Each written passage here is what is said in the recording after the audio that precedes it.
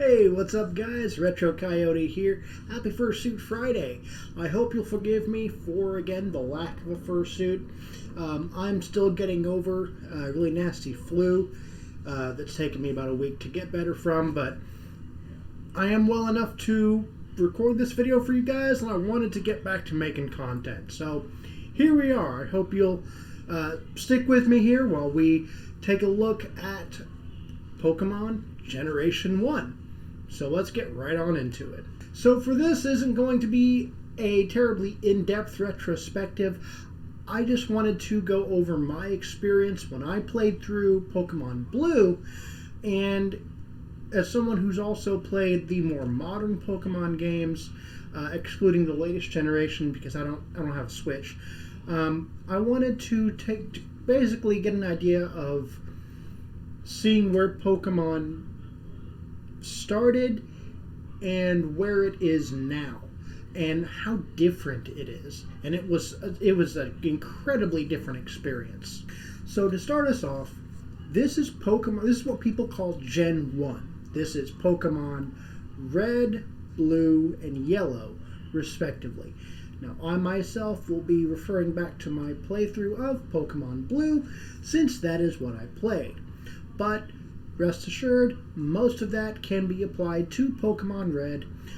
Pokemon Yellow has some changes that make it unique, which I will go over later on in the video.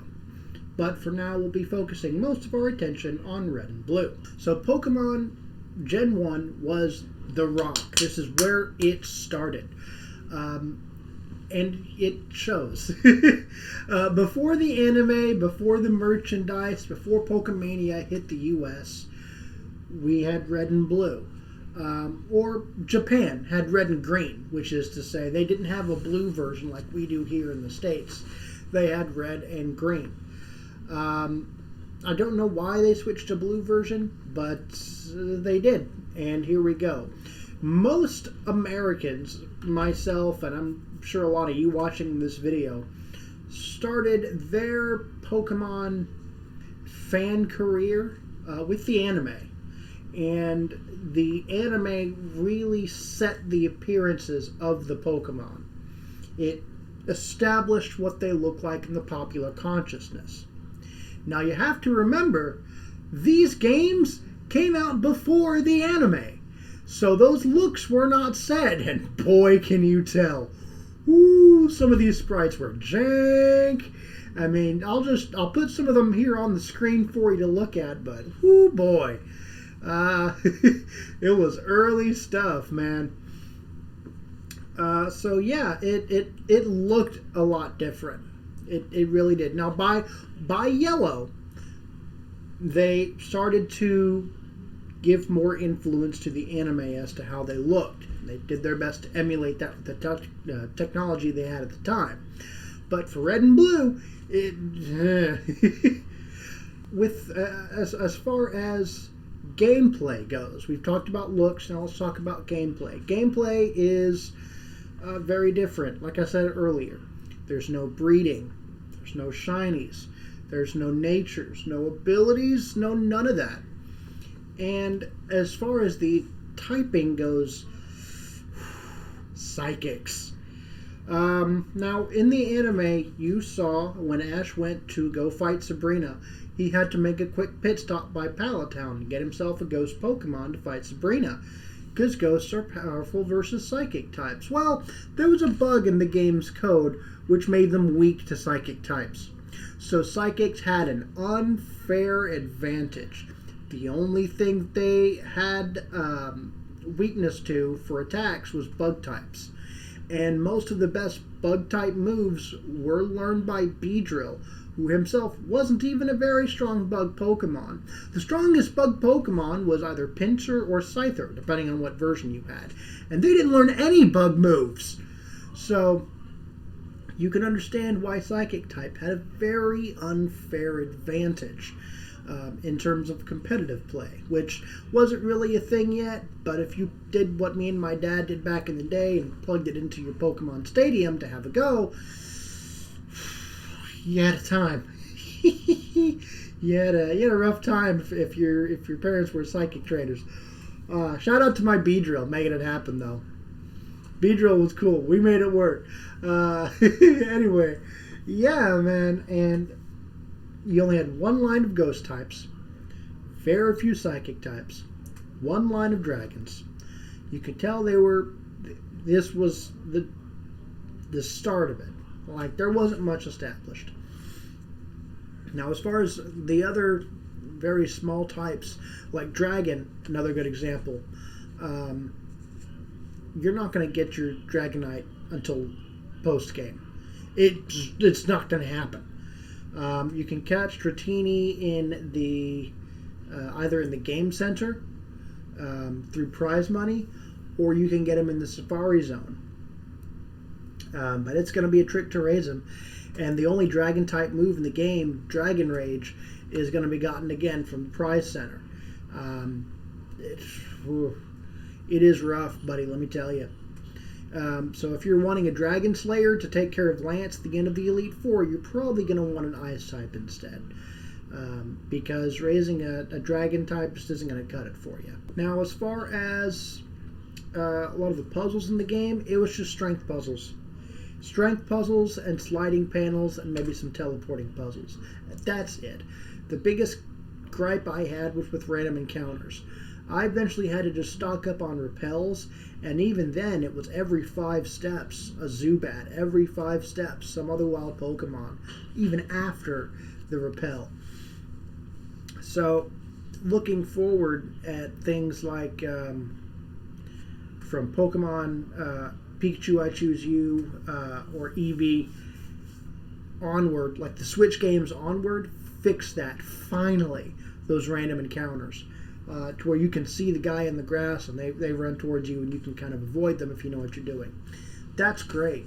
They fixed a problem that had been plaguing the games for generations, because oh my God, there is nothing worse when you're trying to do a strength puzzle and every 5 seconds you get pulled into a battle, you come out of it and you forget where you were, forget what you were doing. Thank God I had Google. Thank God I had the maps on Google search where I could look up what order to do things in. I don't know how anyone beat this game back in the day before that. Oh my God, it was rough. But, you know, we did it. Somehow we made it work back in the day. And, whoo boy. Gameplay was a trip. Battling, it was just smashing creatures together and seeing which one would win. Rock, paper, scissors with cuddly animals. Nothing much to it beyond that. Now, would I get these games? Would I play them today? Obviously I did. But should you? Maybe. Honestly, maybe. Like, I don't have a definitive answer for you. If you're just wanting, as a curiosity, just to go back, just to take a quick trip down the time machine and play it how it used to be played, go for it, man. This was a trip. It was a lot of fun to do while I was sick. That's pretty much all I did. I turned my stream on TikTok, set my phone there, and I showed them how I was able to exploit the game casino, and that was a lot of fun.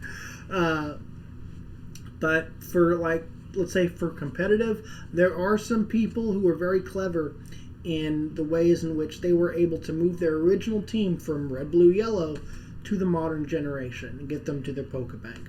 There are ways to do that, which is beyond the scope of this video. I can't even start to explain how that would work. I don't know. But if you're wanting to do it just as a thing to do, sure, go ahead.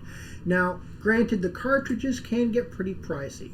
You're looking to pay anywhere from $30 to $50 to $60 for a genuine cart. Please keep an eye out for reproduction carts. They are out there. I can't speak yay or nay on them because I've never messed with a reproduction cart before. So I don't know how those things work.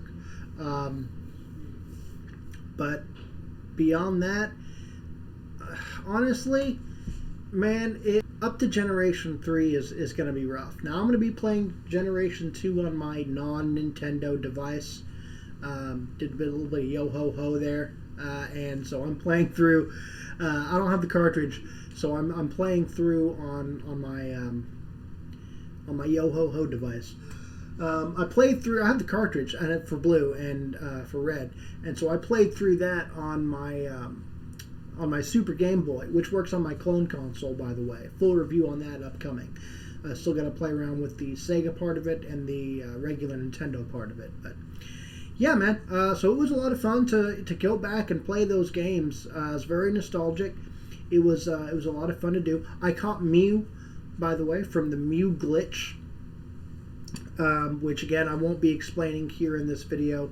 That's beyond the scope of this video. But there are some glitches that you can certainly exploit, which is you can add another fun dimension of play to this old game, which sorely needs more stuff in it. If I can give my opinion there. But yeah, first generation. Should you buy it? If you're looking for nostalgia, go for it. But if you're wanting to genuinely get into Pokemon multiplayer in terms of trading, battling, whatever, the newer generations onward are so much better at this. Even second gen introduces breeding and shinies, and that doesn't sound like a lot, but it makes a big difference. It gives you so much more to do. You can breed, so you get a shiny. You can breed the perfect Pokemon with like the best egg moves, because you can inherit moves from their parent Pokemon they don't usually learn. So you can fine-tune your team that way, or really work to get your favorite guy. So the newer games really do. They understood they had to grow, and they did. But it was fun to go back and play the first ones. So what about you? Tell me your experience playing the first Pokemon games.